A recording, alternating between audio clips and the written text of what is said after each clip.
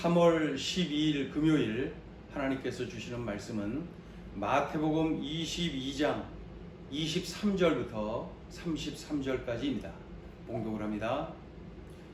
부활이 없다 하는 사두개인들이 그날 예수께 와서 물어 이르되 선생님이여, 모세가 일러서되 사람이 만일 자식이 없이 죽으면 그 동생이 그 아내에게 장가들어 형을 위하여 상속자를 세울지니라 하였나이다.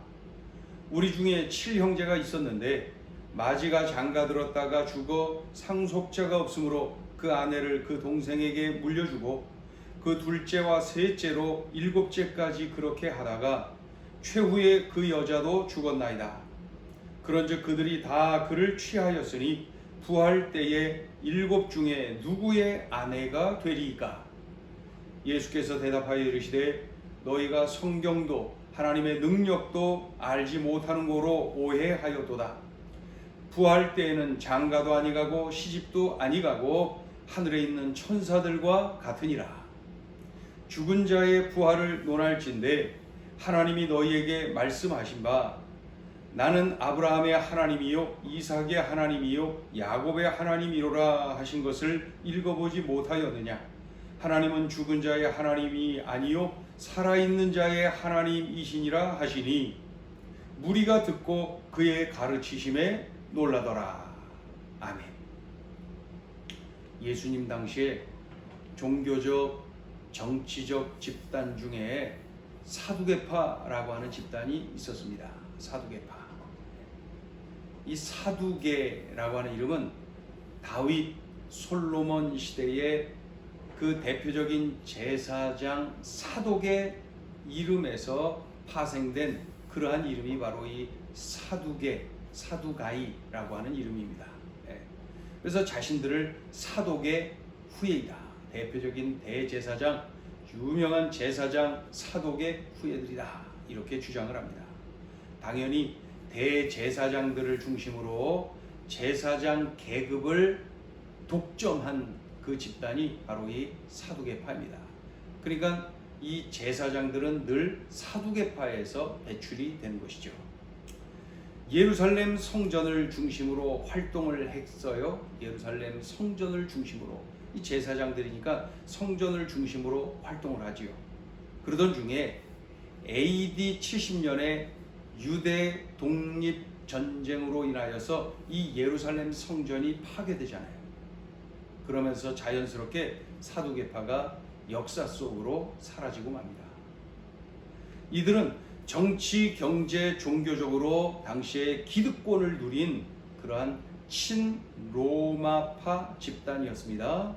늘 그 로마와 그런 관계가 좋았고 로마를 지지하고 그랬지요. 그래서 정치, 경제, 종교적으로 로마의 보호를 받고 또 비호를 받고 그러면서 아주 그냥 그 기득권을 누린 그러한 사람들입니다.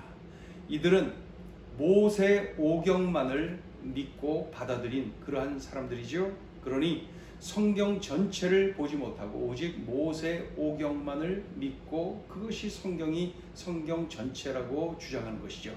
그러다 보니까 천사의 존재를 믿지 않아요.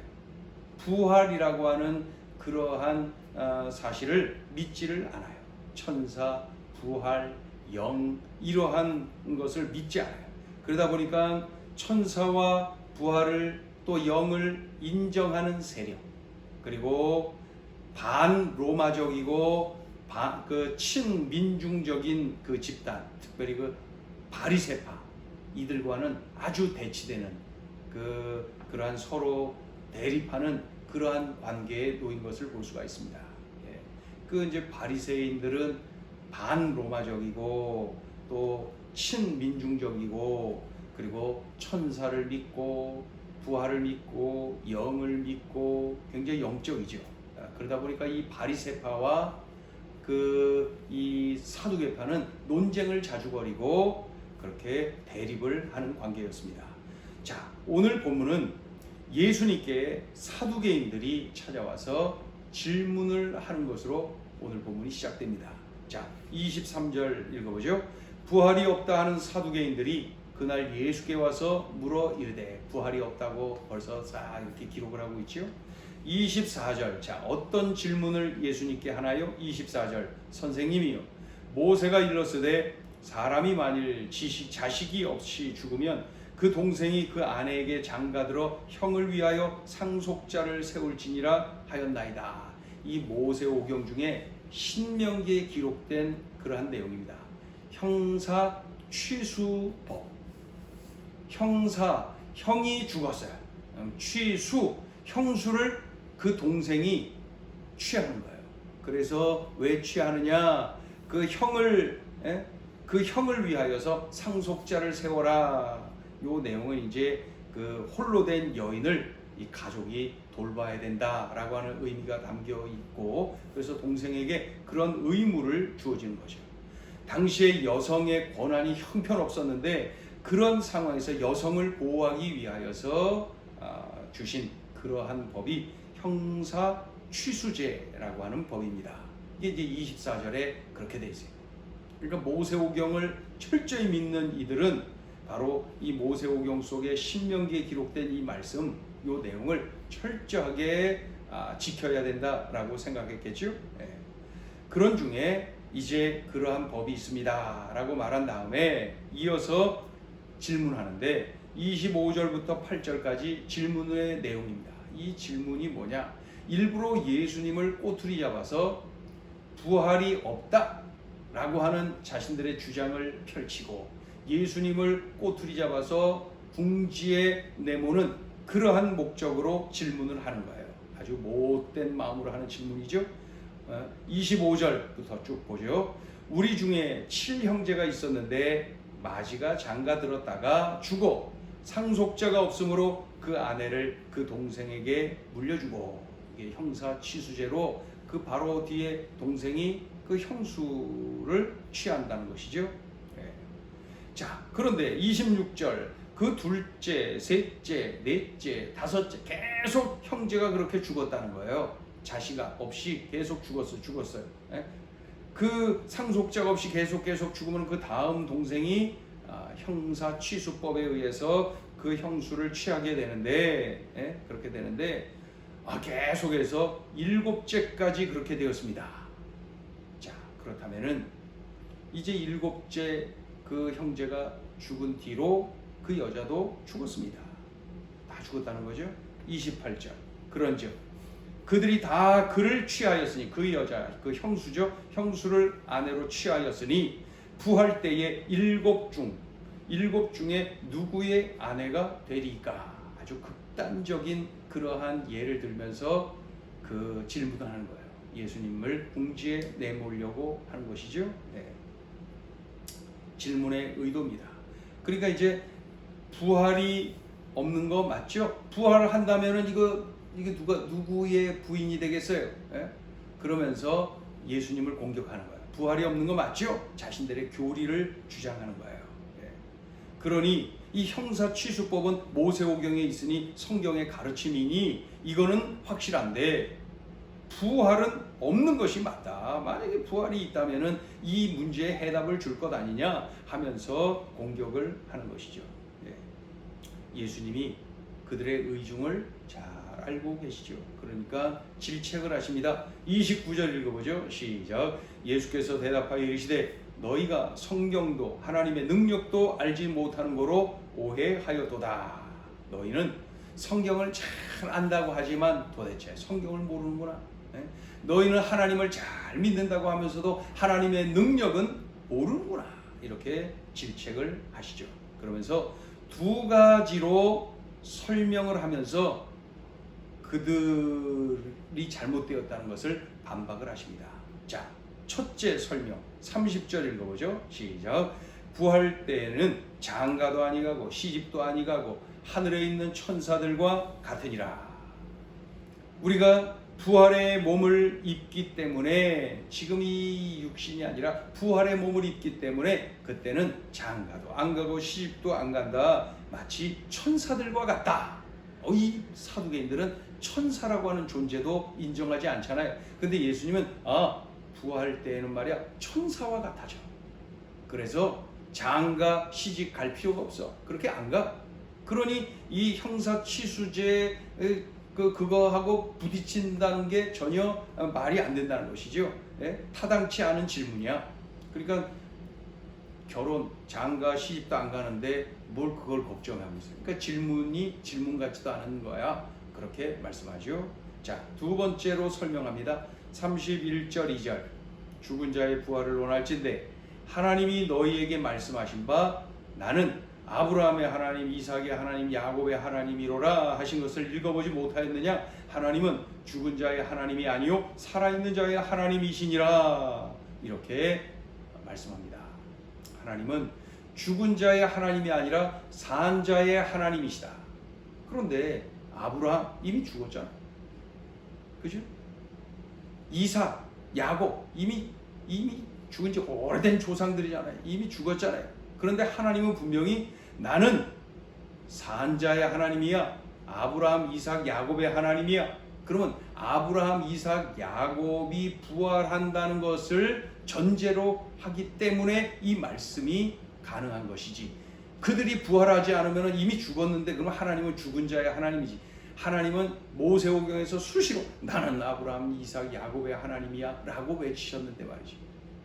그러니까 이 말씀을 딱 듣고 나서 이 사두개파들이 깜짝 놀라고 당황해야 하는 그런 모습을 보죠. 그 옆에 있었던 다른 일반 무리가 그 예수님의 말씀에 감탄하며 탐복하는 그러한 모습을 볼 수가 있어요. 33절 무리가 듣고 그의 가르치심에 놀라더라. 그러니까 이날 예수님을 꼬투리 잡기 위하여서 또 동시에 자신들의 그러한 교리를 증거하기 위해서 했던 질문 오히려 엉망이 되고 말았죠.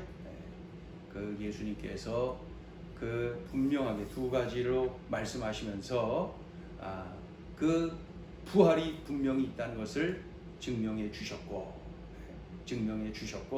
그들 사두개인들이 잘못되었음을 분명히 말씀하고 있습니다. 자, 오늘 주시는 메시지입니다. 이성과 과학 만능주의를 경계하라. 사두개인들은 제사장 계급에 속한 자들이지요. 누구보다도 하나님 말씀을 절대적으로 믿고 온전한 순종을 해야 되는 사람들이지요. 그러나 그들은 세속에 물들었어요. 이성으로 지식으로 이해해야 그것을 받아들일 수가 이성으로 지식으로 이해되어야 그것을 받아들일 수가 있었어요. 이 사람들이 그랬어요.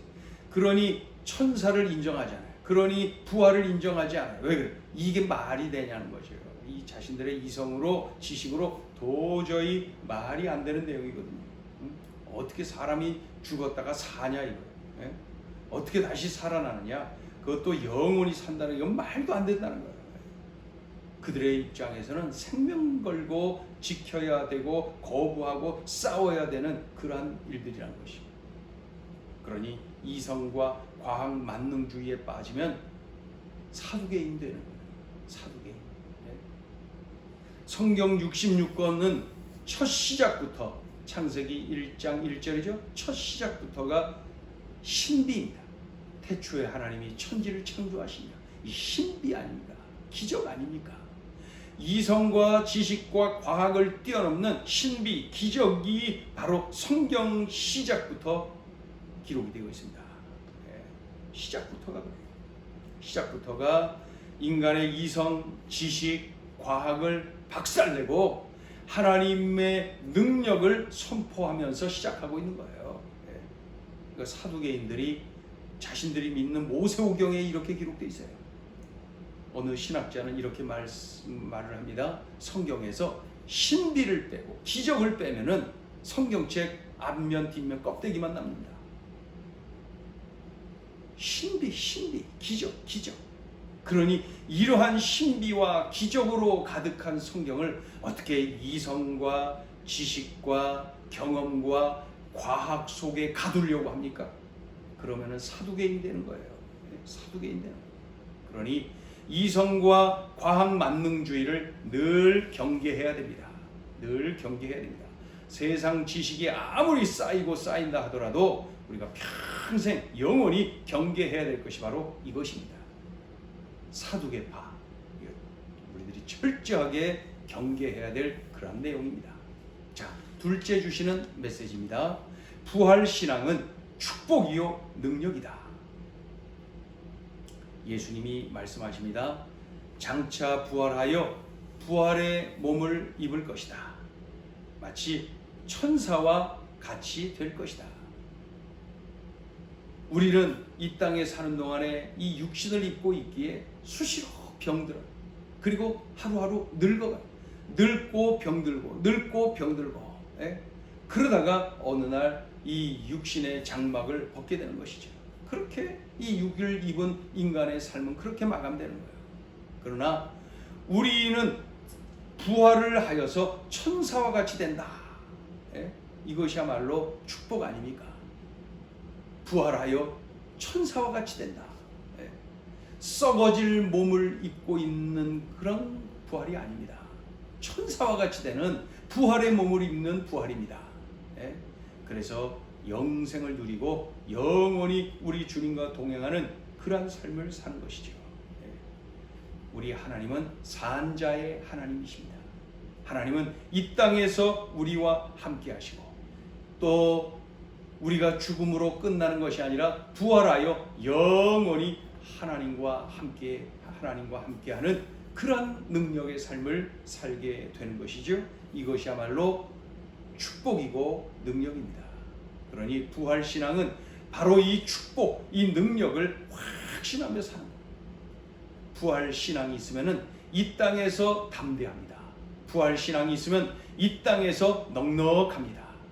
부활신앙이 있으면 어떠한 유혹에도 우리는 흔들림이 없습니다. 부활신앙, 그렇게 중요해요. 그러니 사두개인들은 부활신앙이 없으니 삶이 얼마나 피폐하고 얼마나 초조하고 얼마나 염려가 됐을까요? 늘 병들고 늙어가는 그 육신을 바라보면서 말이죠. 그러나 우리는 부활신앙을 가진 우리는 참으로 부활하여서 천사와 같이 되어서 우리 하나님과 영원히 하나님 나라에 거한다는 것, 그것을 우리는 품고 소망하고 기대하며 있습니다. 부활신앙은 축복이요 능력이다. 부활신앙인답게 이 땅에서 넉넉하게 담대하게 늘 여유있게 그리고 확신에 넘쳐서 살아가야 될 것입니다. 기도합니다. 하나님, 이성과 지식에 우리 하나님의 은혜와 능력을 가두어 버린 사두개인들이 되지 말게 하시고 부활하여 천사와 같은 몸으로 영생을 누릴 것을 늘 기대하며 이 땅에서 부활신앙을 가지고 살게 하여 주시옵소서. 하나님, 오늘 주신 말씀을 늘 붙잡고 명심하여서 담대한 믿음의 용사들 되게 하여 주옵소서. 예수님의 이름으로 기도 올리옵나이다. 아멘.